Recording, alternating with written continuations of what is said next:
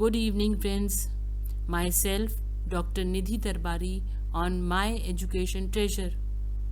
In my previous video on illustration with examples skill, I had discussed about the meaning, types, advantages and disadvantages of illustration with example skill of micro teaching. Today, in my present video, I am going to explain about the components of illustration with example skill of micro teaching. Components of illustrating with example skills. Some abstract ideas or concepts are very difficult to teach. In spite of their best efforts of explaining the concepts, the teachers are unable to convey the true sense and meaning of the concept. This difficulty of the teacher can be solved easily if they are able to master the skill of illustrating with examples. The main components of the skill of illustrating with examples are formulating simple examples, formulating examples relevant to the concept or rule, formulating interesting examples, using appropriate media for example, using examples by appropriate approach, inductive, deductive approach, formulating own experiences. The first component is formulating easy and simple examples. The word simple is a relative term. It has no absolute meaning. By simple examples, we mean the illustration on the basis of previously learned experience of the students. The teacher should formulate simple and clear examples, keeping in mind age, previous knowledge, family background, and experiences of the students. Simple examples provide help to students in understanding the concept or generalization. The teacher should start with the simplest example and work towards complex ones. If the teacher begins with complex examples, students may be confused by excess information and miss the point. An example which is meaningful for 9th grade students may not be simple for 6th grade students. Similarly, an example which is simple for students of city school may not be simple for rural school students. Example in an advanced country school may not be simple for students studying in a developing country and vice versa. Formulating relevant examples. An example is relevant to the concept when the concept or the rule can be applied to it. That is, the rule is explained by the example. The teacher should use such examples which are directly related to the concept. He should use examples from the experience and knowledge of students. After presenting some example, offer an irrelevant example, recognizing negative. Formulating interesting examples. Illustration should arouse curiosity and interest of students, and they should be able to understand them, which can be judged by the attending behavior of students. If the students keenly attend to the example, it is really interesting.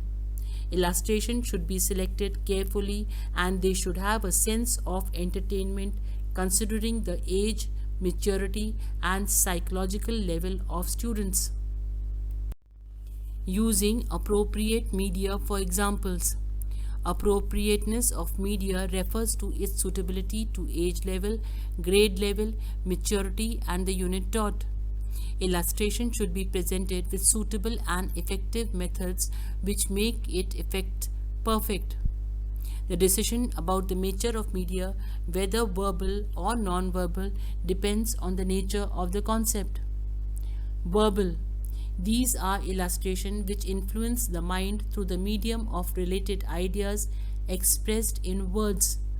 It can be further divided into stories, descriptions, analogies, and comparison. Non-verbal.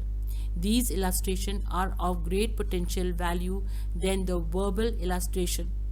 Includes concrete material such as sketches, actual objects, specimen, models, pictures, diagrams, map, and graphs.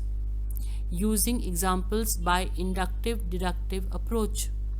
This involves the teacher giving examples relating to the concept or rule to clarify it. The students, on the basis of the examples given, formulate the rule. After this, the teacher asks the student to give examples to test whether the students have rightly understood the concept or not. If you found the video to be informative and interesting, I request you all to please give a like to the video to motivate me, share it with others and subscribe it so that whenever I upload a new video, you will get a notification. There are two basic approaches used by the teacher to clear a concept of idea, inductive method or deductive method, as may be suitable for a class. What is inductive approach?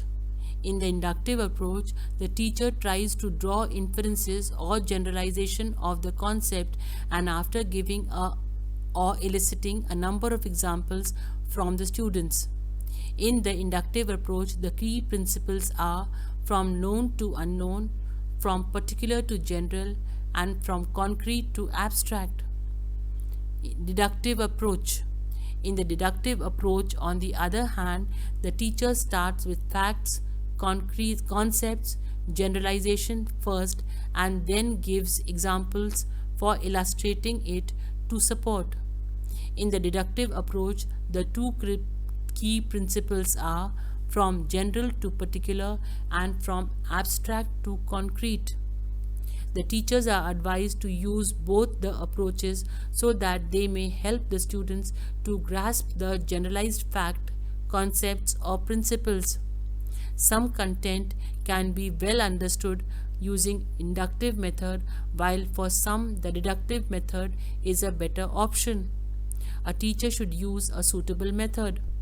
Both these methods can also be used simultaneously. Thus, the use of both the method is more effective. Thank you very much for patiently watching the video, and don't forget to subscribe.